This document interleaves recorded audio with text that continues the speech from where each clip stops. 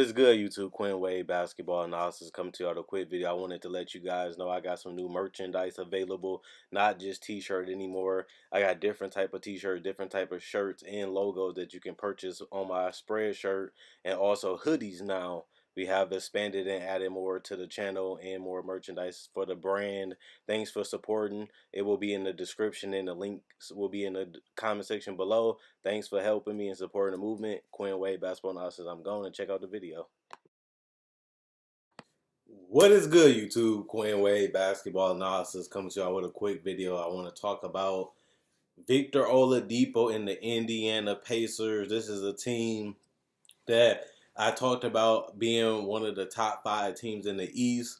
Now, that's common sense because they was already one of them last year. They added some new additions to this team. But the fact that Victor Oladipo has missed so many games this year and they're still 6 games above 500 is very impressive, because last year they couldn't win a game when Victor Oladipo missed any time. Now they done beat the Sacramento Kings without him. They done beat teams like the Jazz. They done beat twice. They beat the Miami Heat twice. They ended up beating Boston. They ended up beating San Antonio. They haven't really beat a Golden State or a super amazing team, but the fact that they can still go out there and compete and go out there and still be competitive shows you how deep this team is and how well coached they are. And I kept trying to tell people that last year, you guys got to give Nate McMillan more credit, because when he came to this team, they was very slow and it was very patient in their offense, and he basically gave Larry Bird what Larry Bird wanted. He wanted an up-tempo, high-octane offense, and we seen that last year, and they gave LeBron and the Cleveland Cavaliers a fight for their life going to 7 games, and that's what just having one all-star, which was Victor Oladipo. He was a two-way player, and he still is, but nobody's seen the Pacers performing at that level besides the fans. Other than that, even I was surprised last year how well the Pacers played. I didn't really know what to expect. I still had them making the playoffs, of course, but I still wanted to see how Victor Oladipo will play, and could he become that star? Could he become that player that can be what we thought he would be, being the number 2 pick? And he did it last year, and he got off to the right track this year.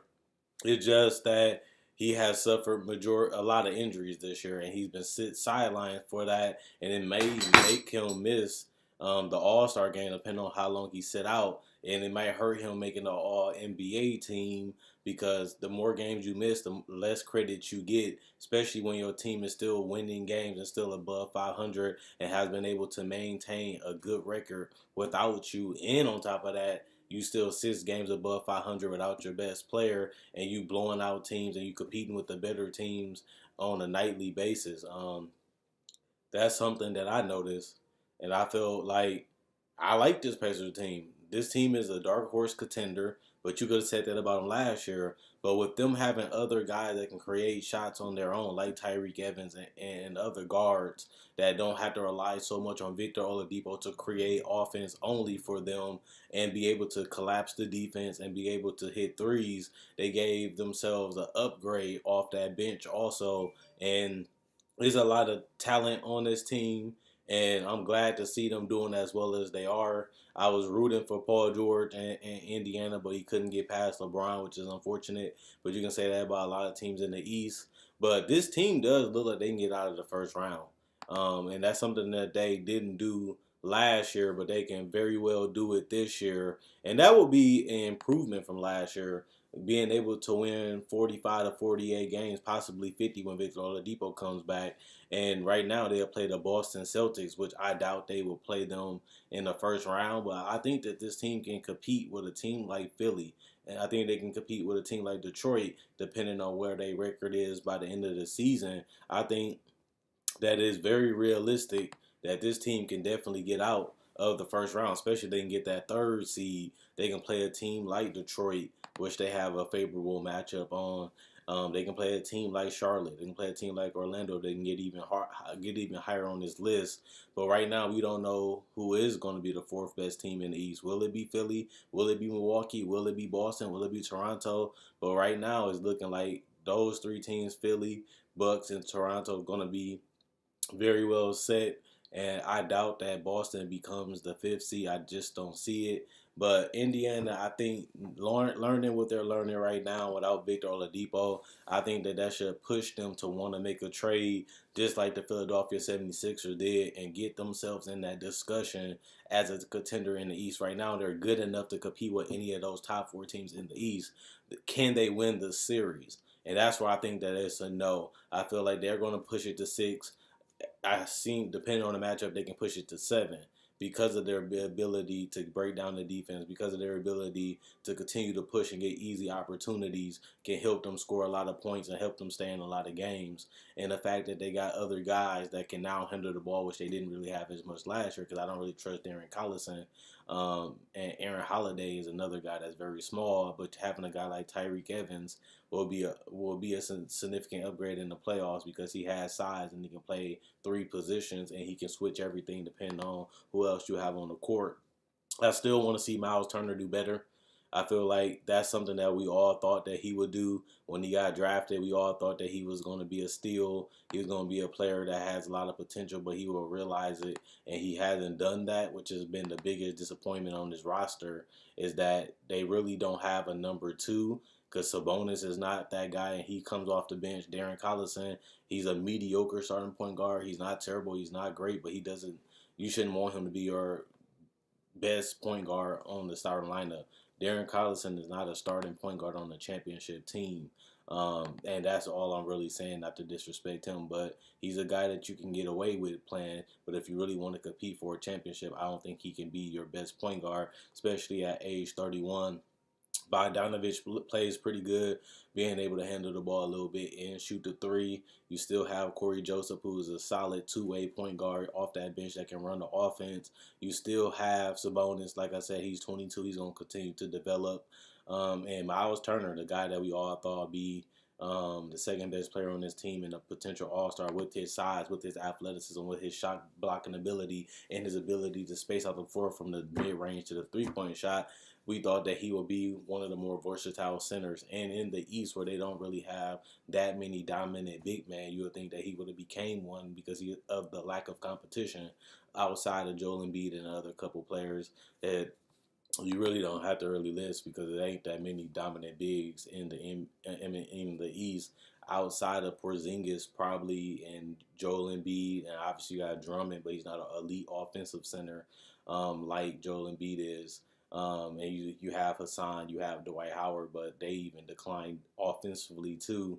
So I thought that, Miles Turner would be feasting on these guys being so fast and so swift and so quick that he'd be able to get his shot off and get to his spots and really be able to pick apart the defense, especially with a guy like Victor Oladipo that can create his own shot by hitting threes, getting to the paint, or even doing the stop, pop, jumper, and then pick and roll situations. That'll make the job easier for Miles Turner to get good looks and easy opportunities, but he hasn't even really took advantage of those things, and that's why he's one of the more disappointing players this year because we expect him to be a lot better. Of course, he wasn't better the first 2 years because he had to learn and adapt to the game, but now he should have been able to do that because he's been in the league for a couple years now, and he knows the game. He knows how they guard him. He knows what the scouting report does and how they want to play him, and he hasn't made any adjustments to get better. He's been able to be solid. He has been able to be decent, but he hasn't been able to get significantly better year after year, and that's what's been the most disappointing thing about him. But until they find that second all-star, it's going to be tough to compete and beat teams like Philly, Boston, obviously Milwaukee now, and the Toronto Raptors. But, maybe if Victor Oladipo can raise his level of play like he did last year to an even higher level, maybe that can push them to an even better team if they don't have a trade. It's not really too many people out there that you can really pair with Victor Oladipo that makes much sense besides like Kevin Love, but Kevin Love has been so injury prone and he hasn't been shooting the ball that well this year, and he continues to decline because of his age and because he's not the most athletic guy, but also he had been having major injuries that really make you not want to be able to commit or trade assets for a guy that can't even stay healthy 60 games at this point, and often injuries, so he's unreliable. So you have to keep that in mind that Kevin Love might be a great fit with him, Miles Turner and Victor, but can he stay healthy? Why would they trade a lot of assets for a guy that can't even stay on the court? That's the question about why they shouldn't trade for Kevin Love.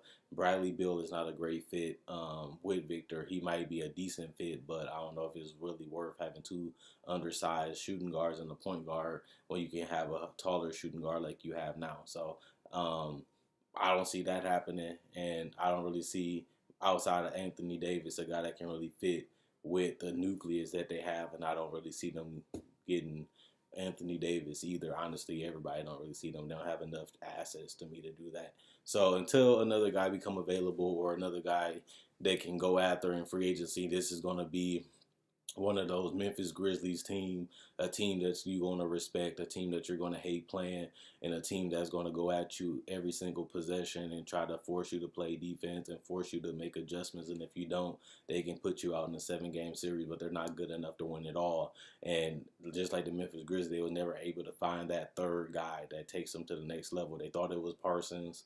They thought it was Jeff Green. They thought it was a lot of these other guys, and they never could find that third wheel. Even Rudy Gay was another person on that team that they thought would do it, and they never really got over that hump. And they still a playoff team like they are now, but nobody really thinks the Grizzlies are going to make a run for a title still. But Indiana right now is in that same boat. They could compete. They got a good system. They got a good coach. They have an all-star caliber player. They have versatility. They can switch everything, and they have length and size, and that's the modern-day NBA. Plus, they have a decent amount of shooting, depending on what position. Um, Other than that, they just not good enough to win it all or even really get out of the East, which is kind of surprising because the East is supposed to be the weaker conference, but I don't even see Philly getting out of the second round. I don't even see Indiana getting out of the second round even this year. I can see them getting out of the first, but I can't see them getting out of the second. That just lets you know they got a long way to go to be contenders in the East. And who is that guy that they can take them to that next level? And can Victor Oladipo take another step in the right direction and take his game to the next level? Other than that, this team is going to be stuck in a decent position. And until they can find that other guy, they're going to be stuck there for a while. But the East continue to get better, so they don't have too much time to wait, even though a lot of their players are young. Their main nucleus players are young. The NBA continues to get better. Teams continue to move up, and it's not going to be a guarantee that Indiana can sustain this spot without having significant improvements to this roster. We've seen it with the Wizards. We've seen it now with the Heat. If you don't make adjustments, if you don't continue to upgrade your personnel, other teams will continue to do that, and you eventually get passed up. And now those two teams are fighting just to make it into the playoffs, while teams like Orlando and Charlotte got better from last year, and they're taking the spots right now. Hey, if the game continues to evolve, the game continues to change, you also have to do that. Let me know what you guys think. Is the Indiana Pacers dark horses? Can they really compete in the East? Can they really get out of the second round? Do they need Victor Oladipo to take his game to the next level? Do they need another trade for another All-Star? Should they continue to try to develop another All-Star? Or they should try to, figure it out in the offseason and just get the best out of their roster this year like they did last year? Or do you think they should try to go all in like Philly, make a trade for another player that can really pair well with Victor Oladipo and try to push themselves into that conversations with the Philly, the Boston, Torontos, and the Milwaukee Bucks? Right now, they look good. Right now, they look solid, but they don't look good enough to really compete in that East. Like, people keep saying they dark horse. I don't really see it if they can't get out of the East. So that's why it's hard to give them that dark horse, because things will really, really, really have to go right for them to get out of it. And I can't even see them getting out of the second round, so I can't give it to them. Check out my spread shirt. Check out my Facebook page, analysisplayground.com. Link in the description in the comment section below. Check out my website, analysisplayground.com. Link in the description in the comment section below. Thanks for supporting the movement. Thanks for supporting the channel. I enjoy making these videos. You guys enjoy watching. That's why I continue to go. Thanks for binge watching. Thanks for checking my older videos. Thanks for continuing to keep up. Thanks for liking the videos. And thanks for continuing to watch every single video that I put up. Thanks for the feedback. Thanks for the comments. Thanks for the recommendations. And thanks for supporting the movement consistently for the last 4 years. I'm going on my 5th year, and I've been loving doing this. Let me know what you guys think about the Pacers. Let me know what you guys think about the channel. And if you got any suggestions, let me know in the comment section below. Quinn Wade, Basketball Analysis, I'm gone. And this is what I think about the Pacers. And let me know what you guys think in the comment section below.